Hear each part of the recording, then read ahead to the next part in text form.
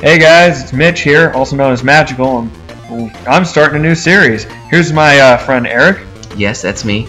Yeah, we're going to be reviewing this game, Spongebob Squarepants, Legend of the Lost Spatula. Yes, now this was a game that I got. And the basic story is you find what is it, an oven, and you gotta find the knobs for it, because then you gotta become the greatest fry cook ever. Yes, the story goes in the game is that SpongeBob talks to his boss, Mr. Krabs, and as you can see there, the game is pretty frustrating with controls.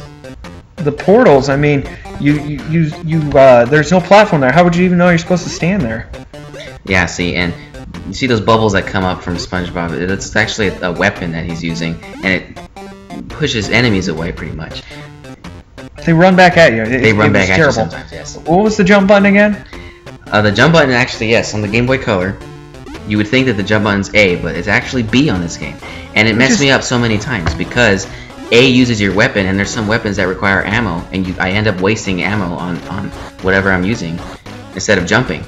So, which, everybody knows in Mario, A is jump. Yeah. I mean, A is jump, always. For anything else, like other than Mario, yeah. Anyone who watches this video and knows a video game developer, and they're trying to develop an old school game like this, tell them A is jump.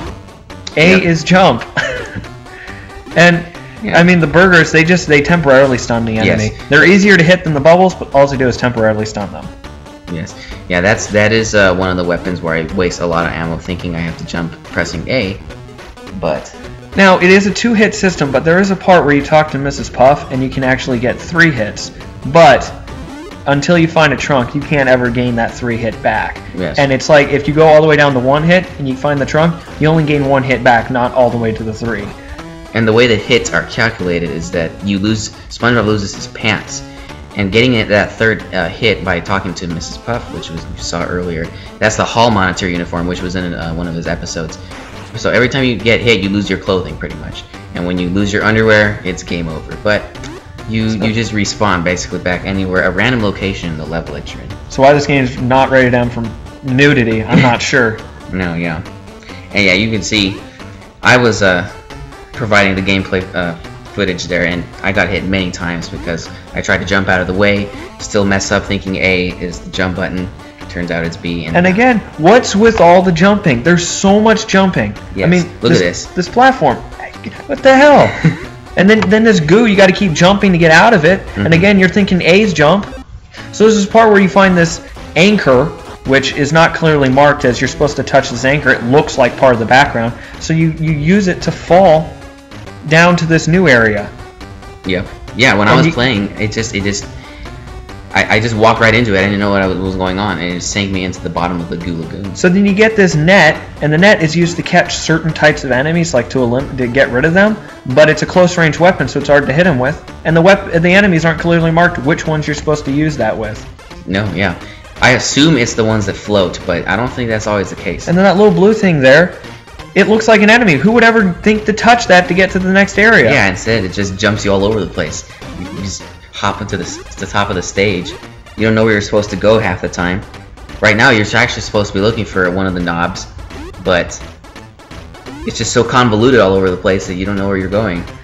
And then look at this. You're going up, more jumping again with the screwed up controls. So you're continually going up. Yes, the jumping is a real pain, because not only do you always confuse yourself that B is to jump, it's just really hard to control the jump too. His jump is delayed. You hit B, he squats, then jumps. Shouldn't it be just a straight jump? Exactly. Yeah, I agree. Like, how are you supposed to make that look? It's not like it's a straight up jump. It's like kind of you move with the jump, so it's hard to calculate. Where should you start jumping from? It's just ridiculous. It is.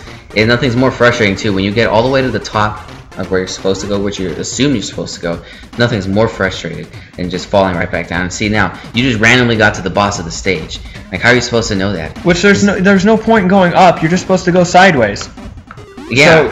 So it's not clear exactly where you're supposed to go. And then the guy's up there. It's very hard to shoot while jumping. So how are you supposed to hit him? Well, the bubbles, which are hard to aim, first of all, because they don't fly straight up. They kind of fly in a diagonal direction. You gotta select that weapon. You're supposed to use those. Yeah. So once you get the aiming down, which isn't easy, you finally are able to defeat this guy, and he actually isn't that hard once you figure that out. But look at this. How are you supposed to aim with that? Yeah, see, then he gets trapped by a bubble that actually pops in front of him. So he goes away, and that's how you beat him. So you get the first oven knob right there at the jellyfish field. Which kind of looks like a key. It kind of looks like a key, yes. But then you move on, and fortunately, yes, they're considerate enough to put you right back to the entrance of the stage and not have to walk all the way back. Now we're at the next one. This is where you have to talk to Patrick, and he says that he lost his pants at the carnival. And for the SpongeBob fans out there, that was actually an area where a bunch of fishermen were fishing. And from the episode, I believe it was called Hooky.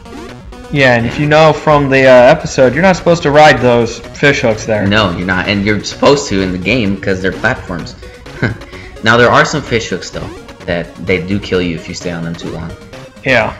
Yeah. See, we're higher up in the stage now. There's actually a net at the top that if you touch the net, you die. Yes. Instantly. Now Patrick's pants are up there. How did he get up there so easily? And look how small they are too. You can't fit in those. No, not even like. Yeah. They're smaller than SpongeBob, and Patrick's a fat ass. I mean, very true. And so yes, and then later on you get the oven knob. The knob, and again they put you right back at the beginning of the stage, yes. Which is very very helpful. That's a plus towards the game. It is. So now we're back in SpongeBob's neighborhood. We get him back. So then you meet this guy, and how are you supposed to know that guy was an enemy? Everybody else is friendly. Yes. Well, overall this game's not that bad. But, the controls are kind of screwed up, and it just causes so many problems. It is playable, I'll give it that. But the controls and just the overall... not knowing where to go, map design. The map design Too much jumping. Too much jumping. I mean, I wouldn't mind that so much if the jumping was decent to control, but it's not. Yeah. So... And at the end here, Plankton's sitting here. But how in the world are you supposed to even see the guy?